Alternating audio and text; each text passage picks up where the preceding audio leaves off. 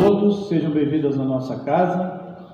Hoje a palestra vai ficar por conta do nosso amigo, irmão Robinson, com o tema Temor da Morte. E para a gente dar início ao nosso trabalho, a gente vai fazer a leitura de uma página e vai passar a palavra aí para o nosso amigo e irmão Altamir. Do livro Pão Nosso, Chico Xavier, pelo Espírito de Emmanuel, lição 107. Piedade. Mas é grande ganho a piedade com contentamento. Palavras de Paulo, da em Timóteo, capítulo 66. Fala-se muito em piedade na terra, todavia, quando assinalamos referência a semelhante virtude, dificilmente discernimos entre compaixão e humilhação. Ajudo, mas este homem é viciado. Atenderei, entretanto, esta mulher é ignorante e má. Penalizo-me, contudo, este irmão é ingrato e cruel.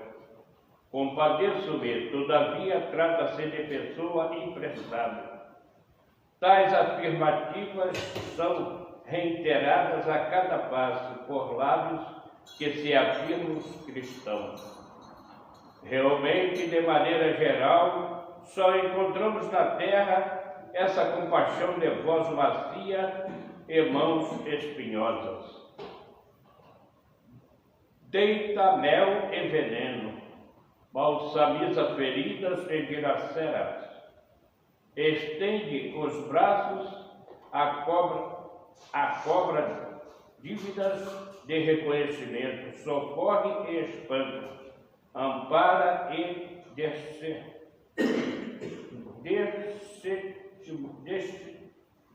desestimula. A luz aqui está fraca. Ou é meu óculos. Nossa Senhora, que dificuldade. Oferece horas, palavras e lança répteis hostis. Sacia a fome dos viajores de experiência com pães recheados de fel. A verdadeira piedade, no entanto, é filha legítima do amor, não perde tempo na identificação do mal. Interessa-se excessivamente no bem para descurrar-se dele, em troca de ninharias, e sabem que o minuto é precioso na economia da vida. O Evangelho não nos fala dessa piedade mentirosa, cheia de ilusões e exigência.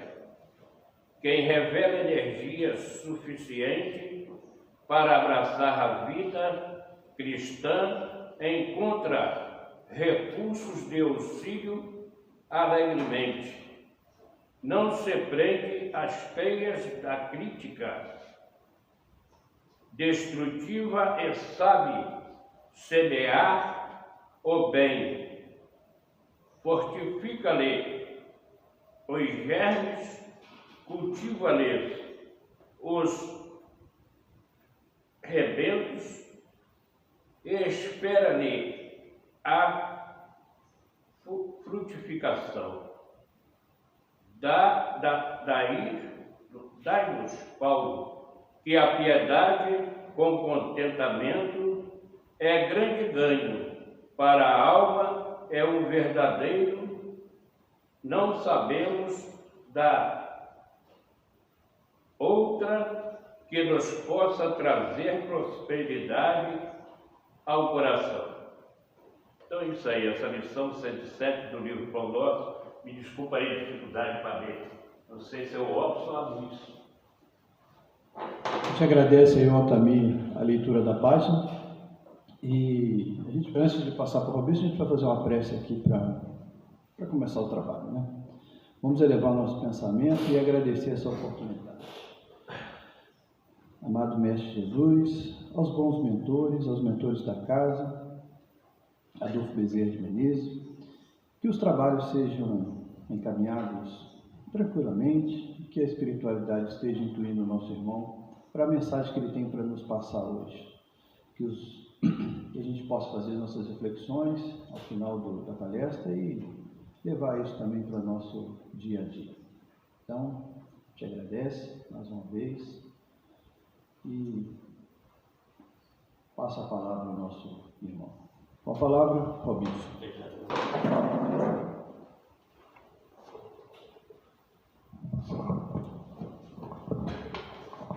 Bom dia a todos.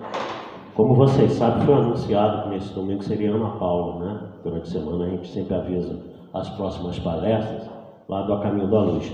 Mas há uns 2 dias atrás ela pediu ao Felipe para transferir, que ela não ia poder estar aqui hoje. E o Felipe, falando comigo, falou: ó, Felipe, qual era a nossa proposta?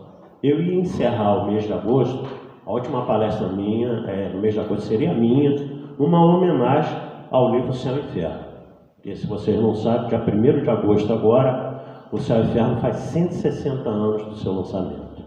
Então nós iremos encerrar uma palestra em homenagem a esse livro. Curiosamente, das 5 obras da codificação, é o livro menos lido por nós espíritas. Isso é uma estatística da Federação Espírita Brasileira, em função do número de livros que ela vende.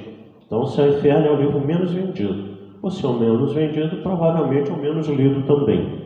E a gente não entende por quê. É uma obra fantástica.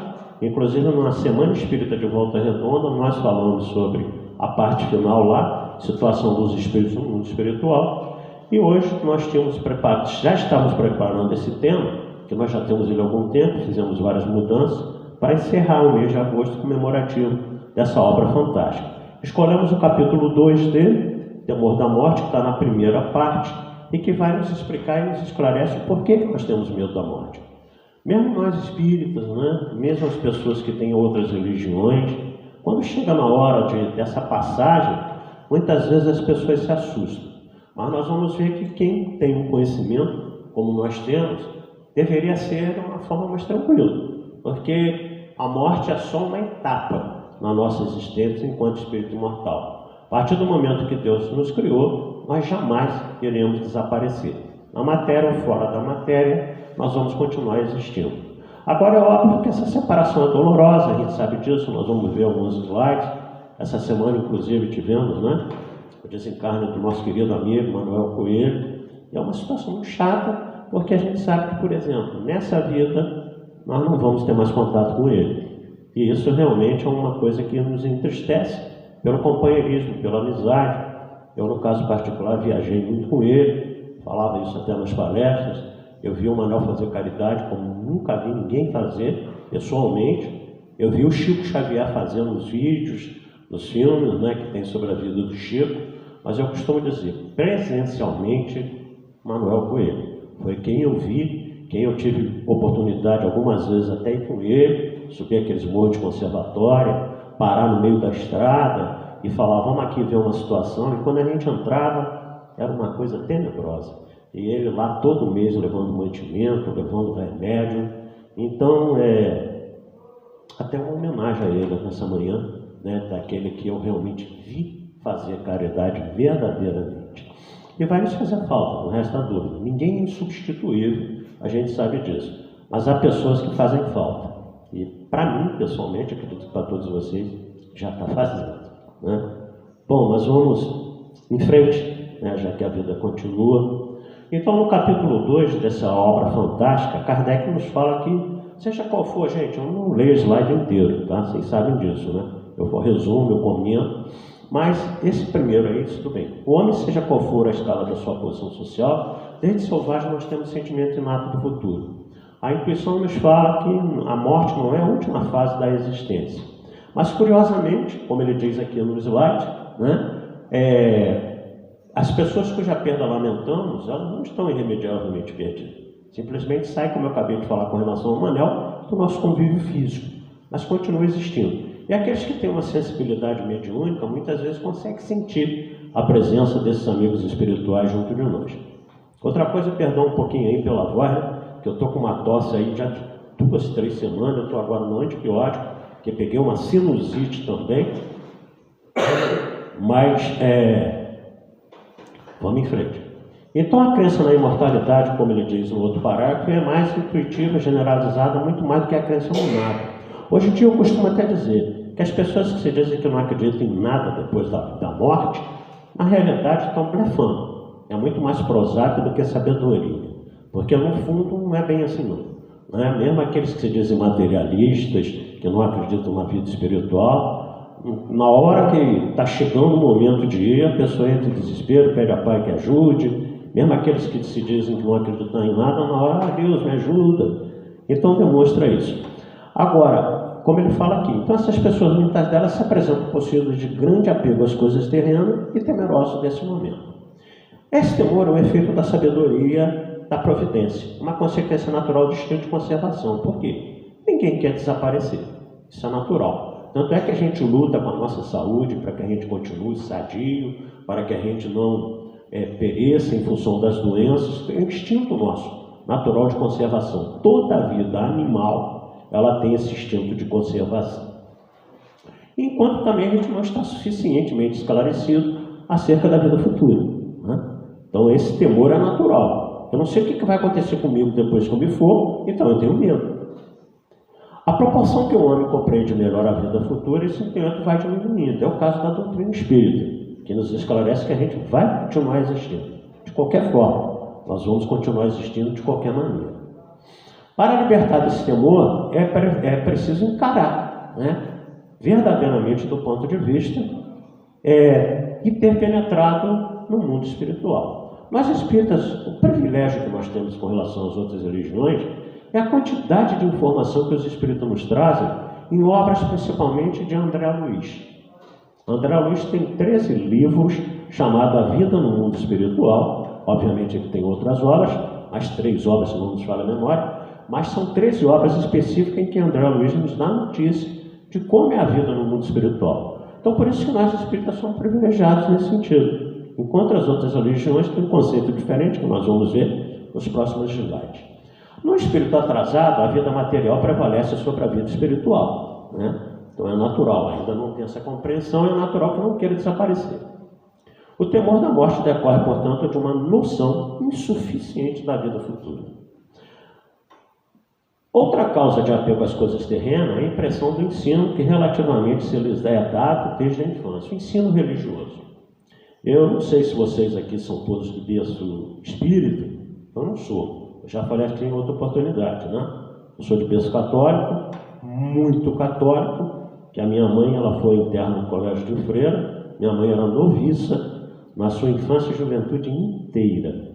E quando as madres superiores, já devo ter contado isso aqui também outras vezes, quando as madres superiores liberavam as noviças para ir na casa dos pais, no caso dos meus avós maternos, numa dessas saídas, a minha mãe conheceu meu pai. Aí eu costumo dizer, graças a Deus, senão ela tinha virado freira, eu não estaria aqui hoje, né?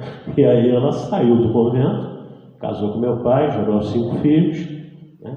Então, claro que lá em casa, todo o nosso início de vida foi muito católico. Todos nós fizemos primeira comunhão, fomos batizados, crismados. Eu quase fui coroinha lá em Paraíba do Sul, porque eu frequentava religiosamente a missa, confessava todo sábado à noite, comungava no domingo de manhã, é natural. Mas eu sempre fui insatisfeito com relação aos ensinos religiosos, né? Eu tinha muita preocupação com relação, inclusive, o que aconteceria comigo depois que eu morresse.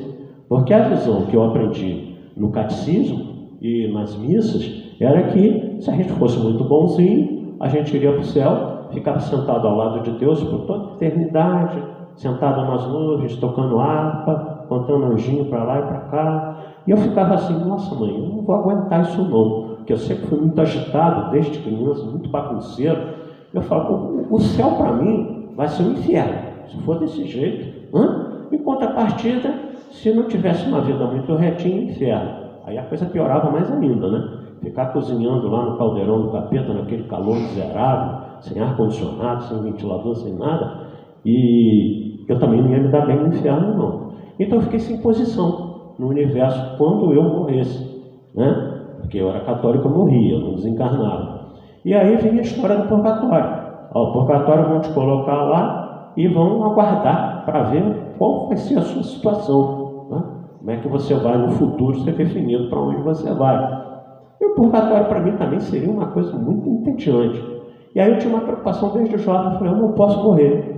Eu não posso morrer, porque a situação vai ser complicada.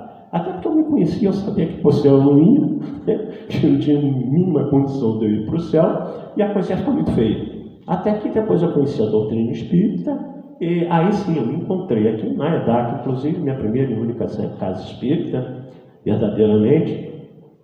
E estudando a doutrina espírita, eu vi, opa, peraí, não é bem assim não. Quando eu desencarnar, eu vou continuar existindo do jeito que eu sou, com a minha soma de valores, mas também de vícios, de defeitos. E a jornada continua, até que um dia nós todos vamos atingir a perfeição pertinente à criatura humana alcançar, vamos chegar próximo do Pai Criador, vamos nos tornar Cristos. Quando isso vai se dar? Depende de cada um de nós. Podemos apressar essa nossa trajetória ou retardá-la de acordo com as nossas propostas de vida, ok? Então, por que também? Aí, o que acontece nas outras religiões? A morte é rodeada de cerimônias lúdicas. Velório é muito triste, a gente sabe disso, né? Tem velório que, nossa mãe, bobear você chora o tempo todo, exatamente em função disso que eu falei. Está ali a perda de um ente querido, que você sabe que nunca mais você vai ver. Agora, aconteceu no velório do Manel e acontece no velório da maioria dos espíritos que eu tenho ido por aí, tem música, né? Pedrinho foi lá com o pessoal do Sheila, cantou o tempo todo. Isso é bom porque apacienta as pessoas que lá estão e o próprio espírito desencarnante, né? Então, é bom que isso aconteça. Mas ainda hoje, a gente sabe que velório, enterro, é uma coisa um pouco pesada. E porque a gente não tem uma compreensão melhor do que realmente vai nos acontecer, esse momento se torna um momento muito triste, né? Nos faz temer a morte, em vez de nos dar esperança. Agora, nós temos países lá no Oriente que fazem uma festa quando a pessoa morre, porque eles sabem que a pessoa está voltando para a verdadeira pátria, para a pátria espiritual. Não tem nada de tristeza, cantam, dançam o tempo todo, né? Demonstrando alegria, porque terminou a aprovação daquela criatura que ali estava. A doutrina espírita transforma completamente, então, essa perspectiva nossa. A vida futura deixa de ser uma hipótese, passa a ser uma realidade. O mundo espiritual apresenta-nos na plenitude da sua realidade prática, e não foram os homens que criaram isso, mas, como eu disse há pouco, os próprios espíritos, André Luiz e tantos outros espíritos que nos trazem a noção da vida no mundo espiritual. Então não é uma criação nossa, aqui dos encarnados, é de nós desencarnados com conhecimento e elevação espiritual que nós vamos ter um dia. No último parágrafo, eis aí porque os espíritas encaram a morte calmamente e se revestem de serenidade nos seus últimos momentos sobre a terra. Já não é mais só uma esperança, mas é uma realidade que nós temos, nós sabemos, né? E essa certeza, de uma certa forma, nos conforta. Voltando ao caso do nosso querido Manuel Coelho. 40 dias internado no regional. Eu consegui ir lá a cada 2, 3 dias. Muito sofrimento. Tinha dia que ele estava com dores horríveis, né? E a gente rezava, tocava passe nele, mas as dores continuavam. Até que o câncer tinha avançado bastante, à base de morfina, e ele fazendo lá a hemodiálise, muita dor. E aí você começa a pensar assim, puxa vida, né? Passar por todo esse sofrimento, isso uma hora tem que acabar. E infelizmente, muitos de nós ainda somos egoístas, e a gente costuma rezar o tempo todo para que as pessoas fiquem, né?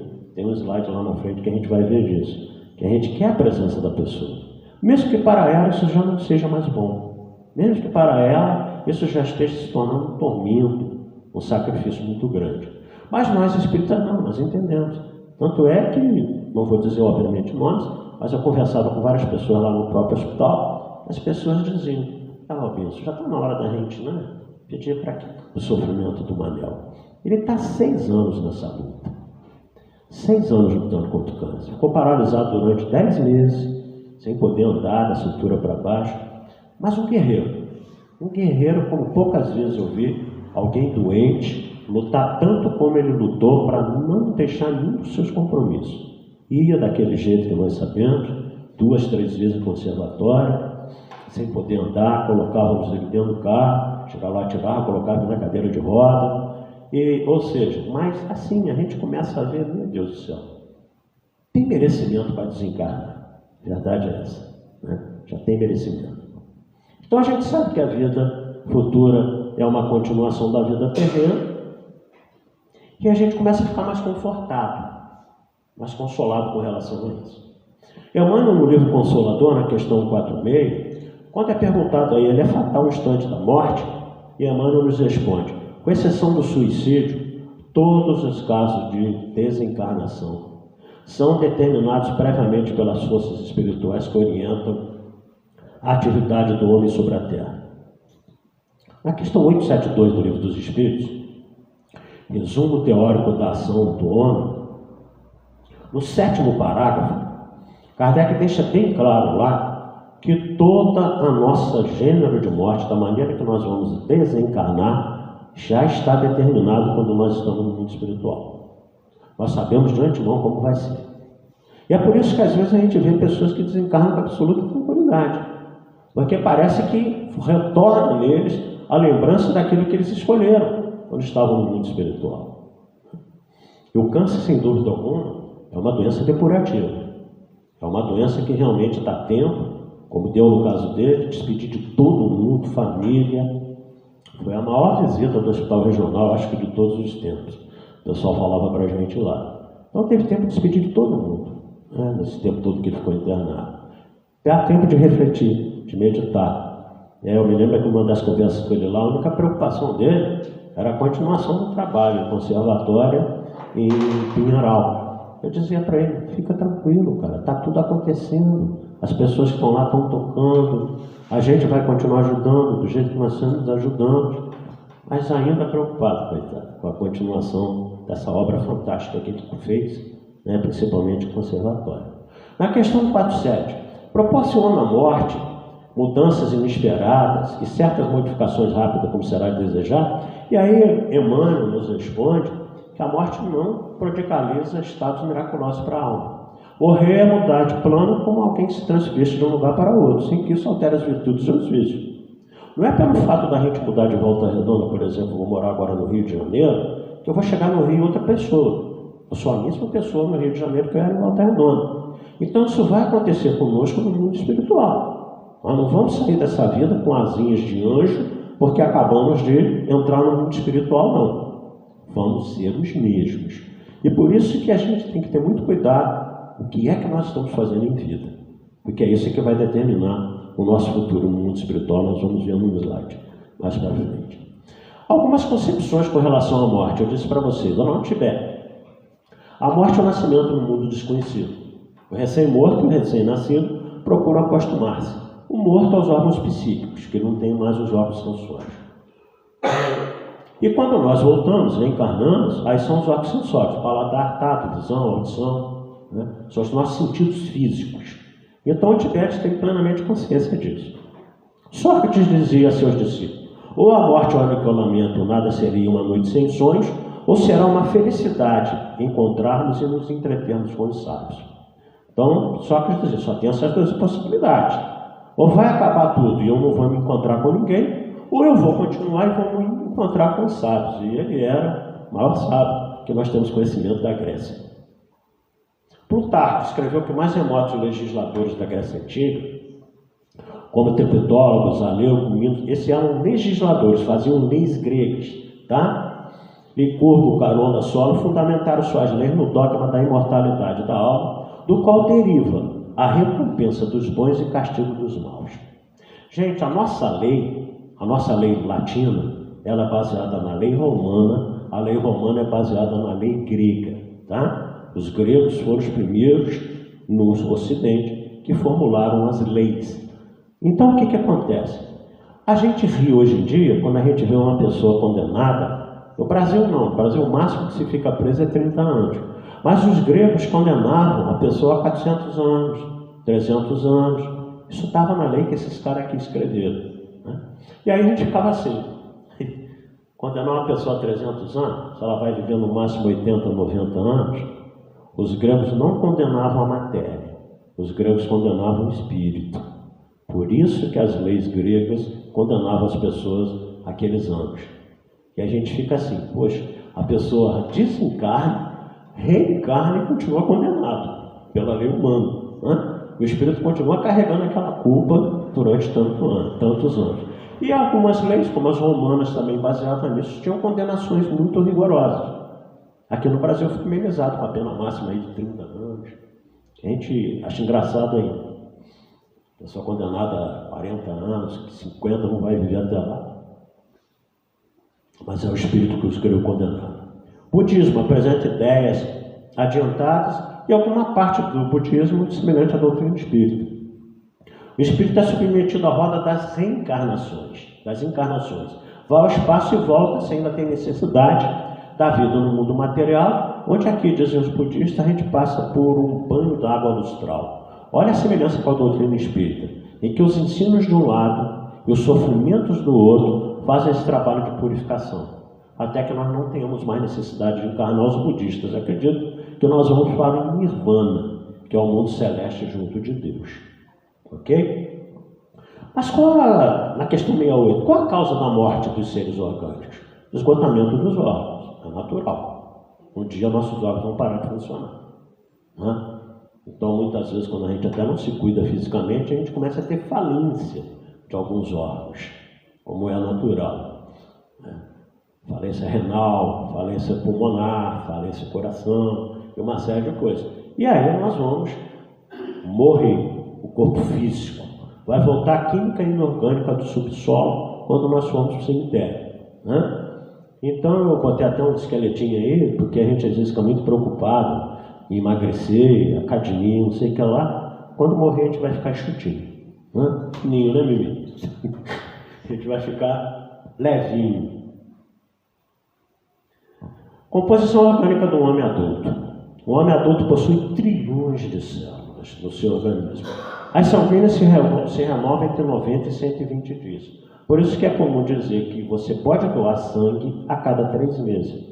Porque nesse período de 90 e 120 dias, suas células sanguíneas se renovaram todas. E nós somos um ser humano novo a cada 7 anos.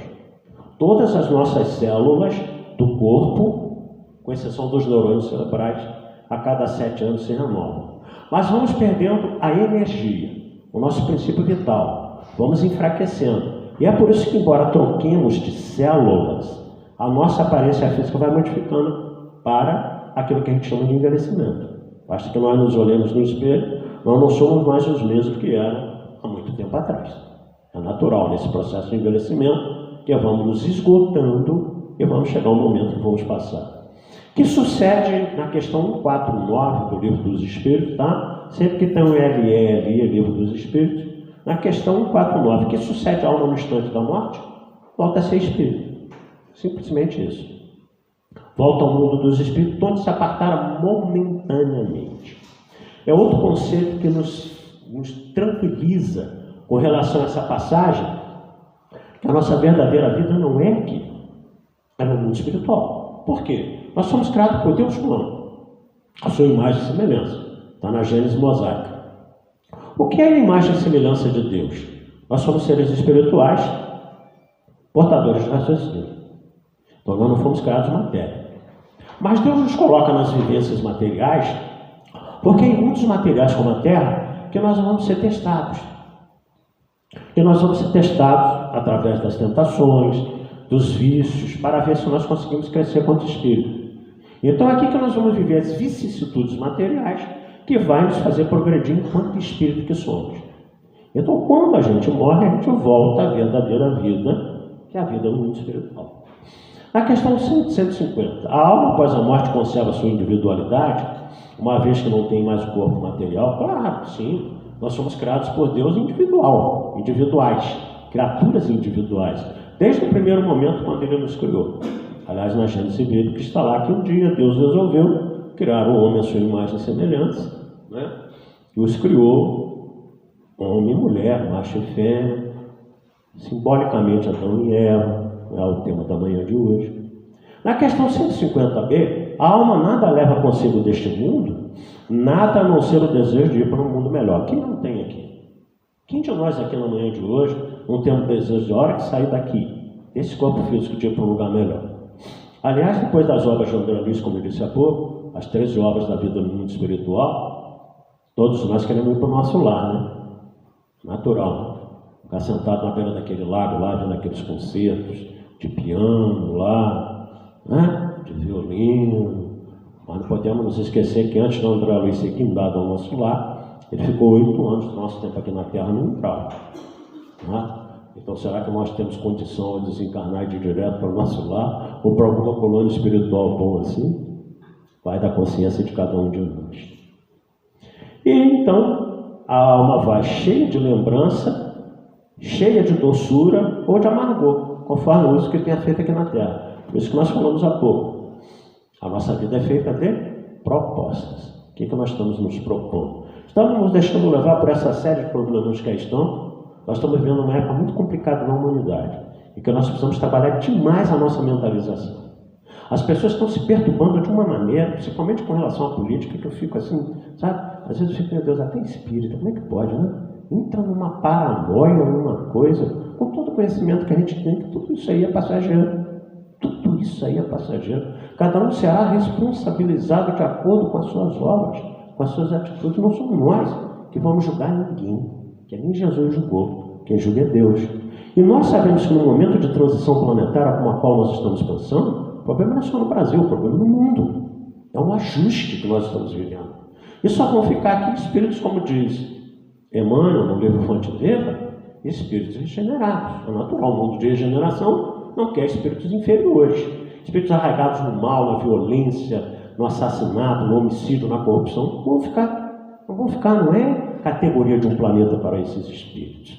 E por que nós estamos preocupados com isso? Se Jesus é o governador do planeta Terra, Ismael é o governador do Brasil, por que nós estamos preocupados tanto com isso? Né? Então a gente deveria cuidar um pouco mais da nossa mentalização e não se deixar levar por toda essa sorte de descontrole e despautério que aí fora está, porque isso era previsto no momento de mudança da Terra. Agora nós espíritos temos compreensão disso. Então, quando a gente lembra na obra Brasil, Coração do Mundo, Pátria do Evangelho, quando Ismael leva a Jesus a preocupação do que estava acontecendo aqui no Brasil, na descoberta, o Senhor pediu que se utilizasse o povo simples da Europa. Então vamos mandar o povo de Portugal, porque o resto da Europa estava materialmente consumido pelas coisas materiais. Vamos aproveitar os nossos irmãos fraternos da África. Isso Ismael falando para Jesus. Mas mestre, estão escravizando os nossos irmãos. E o Senhor pediu também que aproveitássemos o povo simples daquelas terras novas, os índios. O Senhor precisa ver, Jesus, o que estão fazendo com os índios. Ismael chora. Está no livro. Ismael chora. E aí Jesus disse para ele: Ismael, não te preocupe. Vá lá. Vá nas regiões mais tenebrosas do planeta Terra. Pegue todos aqueles que faliram nas cruzadas.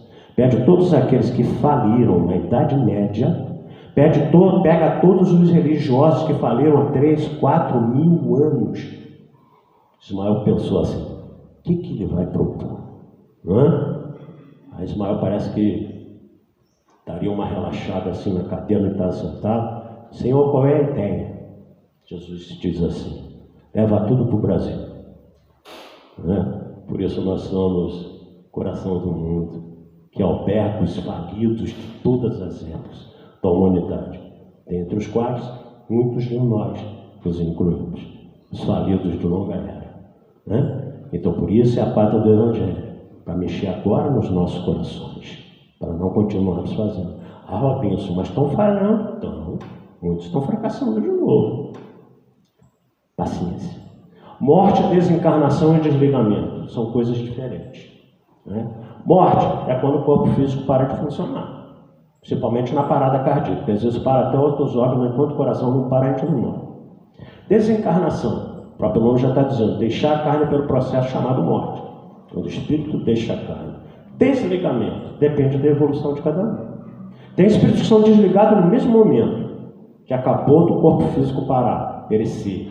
Tem espíritos que demoram, como nós sabemos, dias, meses. Às vezes continua ligado durante muito tempo no corpo, já decompôs no cemitério. Isso vai de quê? Da evolução espiritual de cada um. Se nós lembrarmos no livro Obreiros da Vida Eterna, situação de Dimas. Dimas precisava desencarnar. A esposa sentada ao lado do leito de Dimas o tempo todo rezando para ele não morrer. Rezando para ele não morrer. O que os espíritos fizeram? Aquilo que a gente chama, né? A melhora da morte. Vamos dar uma carguinha no Dimas. Aí Dimas desperta, fala com ela: não, você está muito cansada, não tem necessidade de ficar aqui do meu lado, não. Vai lá para o quarto, vai dormir, fica tranquila, eu estou melhor. Aí ela vai dormir no outro quarto, os espíritos de madrugada vão lá e desligam o Dimas. Então, ou seja, a gente atrapalha. A gente atrapalha. Quando a gente começa a orar para a pessoa não desencarnar, a André Luiz diz que nós criamos uma teia que dificulta a pessoa realmente ser liberada. São daquelas pré-sentidas. Então, óbvio que a gente não vai orar para a pessoa desencarnar. Nós vamos orar ao Pai Nosso como ele de fato é. Senhor, que seja feita a vossa vontade, assim na terra como nos céus. Pior que a gente fala essa frase todas as vezes que a gente reza o Pai Nosso e não cumpre.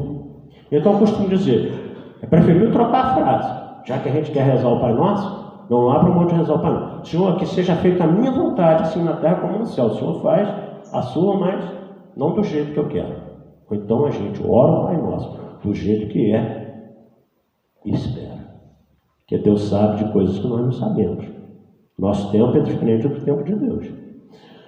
Perturbação espiritual. A alma tem consciência de si no mesmo instante que deixa o corpo? Não. Varia da evolução de cada um. Imediatamente não é bem o termo. A alma passa algum tempo em estado de perturbação. É do mesmo grau na próxima questão para todo mundo? Não. Nós sabemos, por exemplo, o Dr. Bezerra de Menezes, quando desencarnou, 2 horas depois estava desperto no mundo espiritual, plenamente consciente, inclusive dando mensagem. Agora, tem pessoas que demoram muito tempo. Nós vemos nas nossas reuniões mediúnicas, né? Que a gente frequenta aqui na casa mesmo. O espírito não sabe que morreu, né? Muitas vezes tem que ir com jeitinho orientando. Dá uma olhadinha aí, ó, vê se você está no seu corpo. Não morreu, eu estou falando? Claro que não, ninguém morre. Mas você não está mais naquela condição física. Né? Então depende essa perturbação da elevação espiritual de cada um. Quanto mais evoluído o espírito, menos tempo de perturbação no mundo espiritual. Ok? Isso é para qualquer um de nós, tá? Então se a gente desencarnou e está agarrado lá e até agora não sabe, passa o tempo, então nós não estamos tão evoluídos. O Divaldo até brincava dizendo, quando você sentir assim um piripaque, uma coisa qualquer desfalecer, quando você recobrar o sentido, achar que recobrou o sentido, e tiver alguém do seu lado que você não conheça, pergunte a ele, quem é você? Aí se ele falar assim, eu sou o seu anjo da guarda, seu mentor espiritual, fica tranquilo que você acabou de desencarnar. Pega na mão dele e fala, para onde nós vamos? Para onde nós vamos? Aí o Divaldo completava, que é uma verdade isso que ele está dizendo. Agora, se tem um espírito do seu lado, né, e você desperta, está sentindo que o espírito está meio esquisito, está com a aparência muito boa, não. Quem é você? Eu sou o seu obsessor. Tenta correr no mundo espiritual, né, para se livrar do amiguinho que estava te esperando do lado de lá para te dar uma boa surra, porque é isso realmente que nos acontece. O conhecimento da doutrina espírita facilita bastante, né? Porque a gente estuda o tempo todo sobre isso. Por isso que é bom falar sobre a morte, embora muitas pessoas não gostem. E a gente fala assim, para que falar nisso? Vamos falar nisso quando chegar a hora, aí não vai dar tempo. A gente não sabe qual a hora que nós vamos. Quem de nós aqui sabe a hora que nós vamos desencarnar? Ninguém sabe. Que bom que a gente não sabe, né? Senão ia bater um desespero miserável. Meu Deus do céu, é amanhã, é agora, o que eu vou fazer? Tanta coisa ainda para fazer. Então ainda bem que a gente não sabe. Agora, a influência é muito grande, pois que o espírito antecipadamente compreende as suas situações. Mas o que vai nos facilitar realmente esse retorno ao mundo espiritual é o quê? A última frase. A prática do bem é a consciência pura. É o que mais vai nos facilitar a reentrada no mundo espiritual. Por isso que a gente tem que trabalhar bastante as coisas boas. Balanço da existência. O desencarnado revive em curto espaço de tempo toda a sua existência na matéria.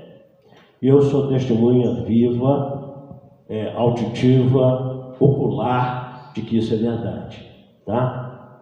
Por quê? Quando eu sofri um acidente automobilístico no dia 1º de maio de 1979, em que eu capotei com o meu carro, o carro capotou 3 vezes na estrada, caiu em pé lá na frente, eu não entendia por quê. O asfalto passando aqui do lado, e eu vi, desde a hora que eu nasci, que eu saí da barriga da minha mãe, da dona Ivonete, até o momento do acidente. Segundos, aquilo passou assim. O meu estudo, né, meus irmãos nascendo, aquilo, e eu não entendia nada, não era espírito, eu não sabia o que estava acontecendo. Depois, quando eu entrei na doutrina, o espírito falou: você ia desencarnar naquela noite.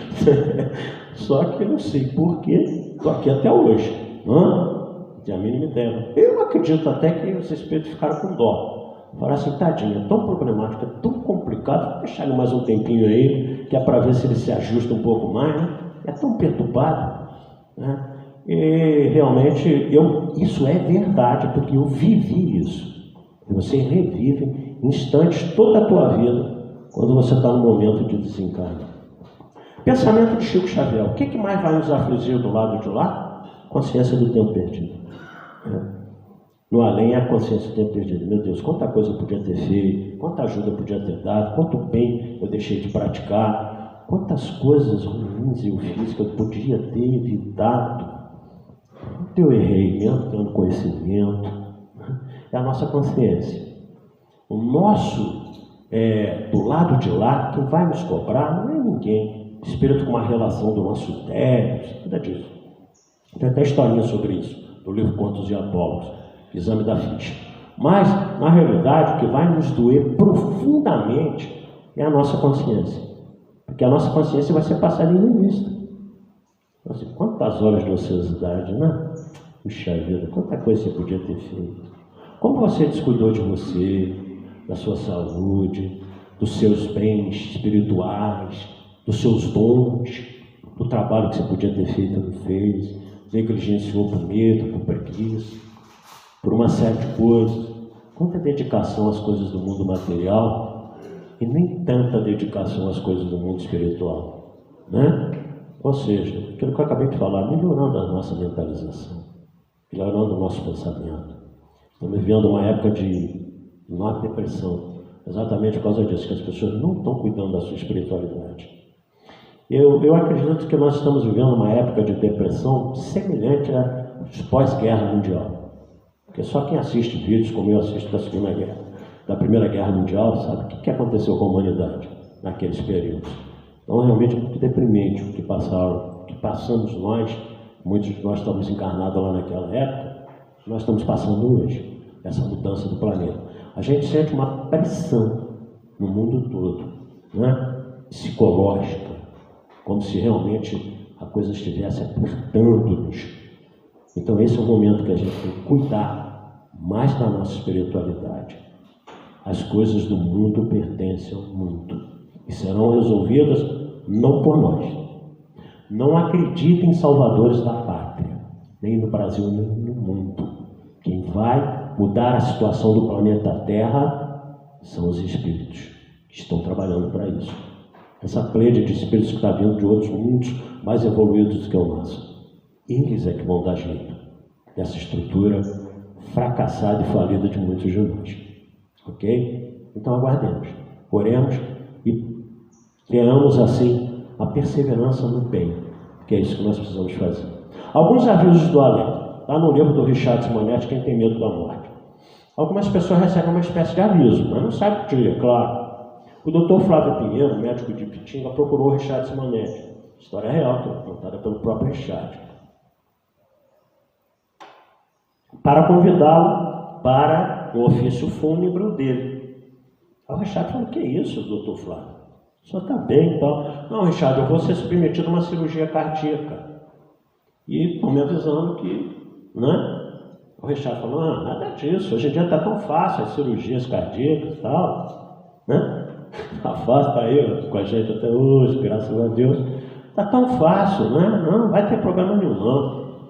Alguns dias depois, Simonetti foi lá, convocado para cumprir o pedido do Dr. Flávio, que havia desencarnado na cirurgia cardíaca, né? Então, esses certos avisos que a gente tem. O outro, que está no livro dele também, segundo caso, foi do Dr. Caetano Aiello. E havia um casamento de uma jovem, gostava muito dele, convidou ele para falar umas palavras lá no dia do casamento. E ele disse para a jovenzinha o seguinte: mas quanto tempo falta? Perguntou ele. Ah, faltam 3 meses, disse a jovem. Não vai ser possível. Porque antes disso eu tenho um compromisso, e desse compromisso eu não posso fugir. 2 meses depois, Caetano Aiello desencarnou. Não conseguiu ir no casamento da jovem. Instituição do dia 2 de novembro, comemoração dos mortos, foi no Mosteiro Beneditino de Clane, na França, no ano de 998, que o abade Odilon deu início à celebração em memória dos mortos, século X. Desde o século XI, os papas Silvestre II, João XVII e Leão IX obrigavam a comunidade a dedicar um dia do ano aos mortos, não que tivesse que ser no dia 2 de novembro. Só no século XIII, esse dia anual passou a ser comemorado no dia 2 de novembro, pela Igreja Católica. Mas somente no ano de 1915 que a Igreja universalizou a comemoração dos mortos no dia 2 de novembro, que está aí até hoje, mundialmente. Costumes que se perpetuaram com o tempo. Acender velas. Volto a dizer a vocês, quando eu era católico, acendia muita vela, né? Acendia vela para o meu anjo da guarda, para iluminar o caminho do anjo da guarda. Tudo. Por isso que aí quando a gente cai na realidade, se o meu anjo da guarda, se o meu mentor está precisando de iluminação, eu estou lascado, né? Eu estou lascado. Tem igreja aí trocando o anjo da guarda. Tem igreja fazendo propósito, o anjo da guarda está funcionando, não trocar, né? Mas eram costumes, e a gente respeita, e tem que respeitar. Como eu fui católico, eu disse para vocês, desde lá na infância, né? Pintar túmulos também era muito comum. A nossa casinha, última morada aqui na terra, lá na minha cidade de Paraíba do Sul, devo ser levado para lá, ok? E a minha tia, que já desencarnou lá, sempre falava, né? Dia 2 de novembro o túmulo vai estar pintadinho, que ela fazia questão de ir lá pintar o túmulo. No interior tem isso, né? Deixar tudo bonitinho, o dia de finados, que aí os cemitérios enchem, as pessoas levam flores, levam velas e tudo. Construir túmulos suntuosos. Lá na minha cidade tem túmulo lá que dá vontade de você ficar nele, de tão bonito que é. Tem túmulos lá de mármore. Tem um túmulo lá que é da altura desse centro aqui, esse andar aqui, com um Jesus de mármore, a estátua de Jesus sentado, uma coisa de doido. Agora sim, muito dinheiro. Ainda ali é o quê? É um momento de orgulho das famílias. Eu construí uma coisa tão suntuosa para se perpetuar que aquela família é uma família famosa, uma família rica na cidade, mas que isso no mundo espiritual não tem validade nenhuma. Às vezes aquele túmulozinho lá que ninguém sabe de quem é, só com uma terrinha por cima, ninguém vai lá colocar nem uma flor ou uma vela. O espírito ali está bem melhor do que aquele que está naqueles túmulos suntuosos. Retratinho, né? O Portal da Saudade também, está tendo também, né, os retratinhos lá, daquelas pedrinhas lá. A única vantagem é que você lembra. Você passa assim, olha, isso aqui era um fulano e tudo mais, né? A finalidade é essa mesmo, simplesmente você se lembrar. Colocar flores, isso é tão antigo, gente, que no túmulo de uma criança pré-histórica de Minderdal, que morreu há cerca de 55 mil anos atrás, foi encontrado pólen junto ao esqueleto, indicando provavelmente que aquele ser recebeu flores por ocasião do seu sepultamento. É uma homenagem que muitas pessoas gostam de fazer. E é bonito, né? Você vê aquele cemitério todo enfeitado, no dia de finado, aquele monte de flor e tal. É bonito, é legal, é interessante. E é um costume que a gente tem que respeitar também. Que tinha uma historinha que, por exemplo, os orientais, os japoneses, eles tinham o costume de colocar arroz, um potinho de arroz no túmulo, né? E aqui no Brasil. Então o japonês colocou um potinho de arroz no túmulo dele lá, o brasileiro do lado colocando flores, começou a ironizar o japonês, né? Colocando flores lá, começou a rir. Aí virou para o japonês e falou assim: ó japonês, você acredita mesmo que o seu defunto vem comer esse arroz aí? O japonês olhou para ele e falou assim, olha só, eu não estou preocupado se o seu defunto vem cheirar suas rosas. Então por que você está preocupado se o meu vem comer o meu arroz? Ou seja, cada um se preocupa com a sua cultura, cada um se preocupa com a homenagem que faz. Que a gente precisa respeitar todo mundo, mesmo que nós espíritas não acreditemos mais nisso. Mesmo que a gente sabe que ali não tem nada. O espírito muitas vezes já está longe dali há muito tempo. E que nem a presença no cemitério, como nós sabemos, nos é necessária. Basta a gente orar por aqueles espíritos que já nos precederam no túmulo. Então, uma frase popular que diz com muita propriedade: tal vida, tal morte. Então, o que importa é o que nós estamos fazendo nessa vida. O que importa é realmente quais as atitudes que nós estamos tendo diante da vida dos nossos semelhantes, diante do mundo, diante de tudo isso aí que está. Porque nos lembrando do filme Divaldo, Mensageiro da Paz, Joana de Anjos nos dá alguns ensinos lá fantásticos. Um deles, ela diz assim: Divaldo, não te preocupes mais e siga amando, né? Porque ao chegares ao final dessa jornada, perceberás, olha que coisa interessante, perceberás que as pessoas, os problemas e mesmo esse mundo nunca foram como tu os vias. Quando eu vi essa frase no cinema, eu me levei a uma meditação mais profunda naquela noite, depois que eu saí da sala, lá no shopping. Meu Deus do céu, eu vou continuar a mensagem. Meu Deus do céu, as pessoas, os problemas e até esse mundo nunca foram do jeito que tu os via. Realmente, por quê? Porque cada um de nós tem uma ótica de tudo isso. E a nossa ótica é a mais correta? A nossa ótica é a mais precisa? Nananina, não. Muitas vezes nos equivocamos. E nos equivocamos profundamente acerca da análise que a gente faz dos nossos problemas, das pessoas à nossa volta e do próprio mundo. Olha a sabedoria de João. Nunca foram do jeito que tu os vias. Se permaneceres assim, continuava Joana dizendo, na consciência da imortalidade da tua existência divina, ao chegar o último dia deste corpo aqui na Terra, para ele chegou do dia 13 de maio próximo passado. Estou costumando dizendo por aí até que Divaldo parece que assinou a sua carta de alforria, libertando-se da vivência do corpo físico aos 98 anos, já com vários problemas de saúde também, né? Porque dia 13 de maio é o dia da libertação dos escravos no Brasil. Então parece que ele se auto-alforriou de não estar mais aqui, né? Mas em função de tudo aquilo que ele fez, daquele trabalho fantástico. Então assim, ao chegar o último dia deste corpo aqui na Terra, perceberás, Divaldo, que a luta nunca foi contra o outro. O tempo inteiro foi entre você e você mesmo. Divaldo, o maior problema da criatura humana é a própria criatura humana. O maior problema de todos nós não são os outros, somos nós mesmos.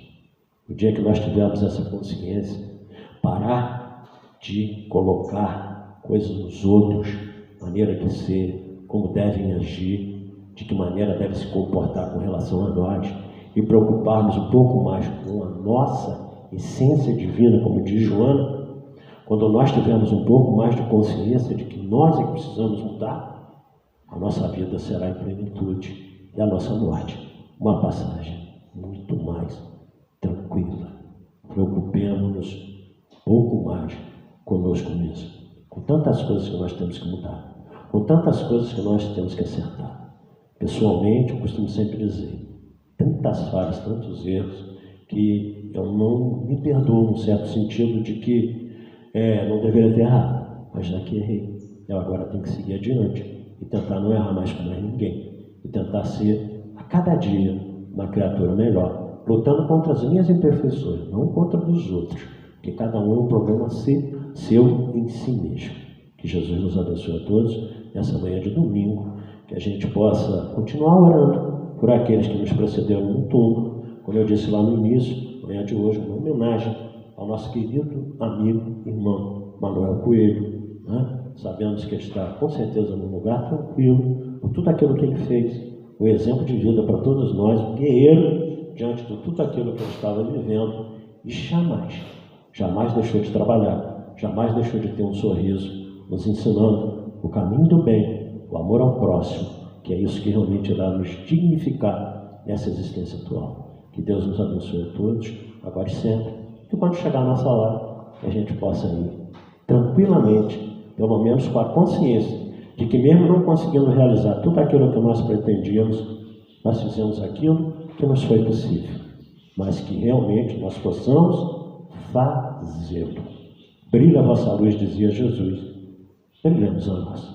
Muita paz a todos, e eu devolvo a palavra. Você que vai encerrar?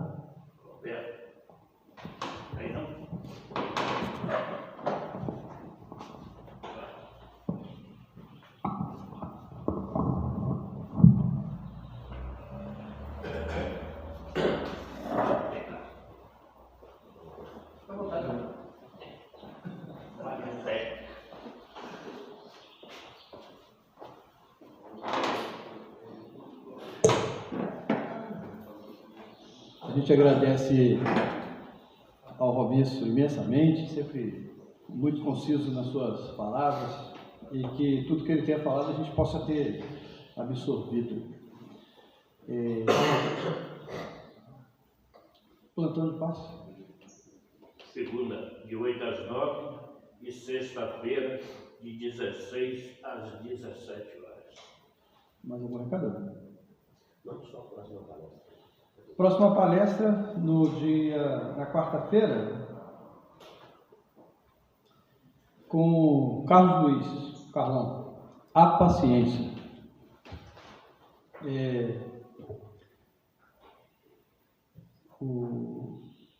Mais algum? Não? Então, a gente, para passar para a segunda parte dos nossos trabalhos, vamos elevar o nosso pensamento e agradecer.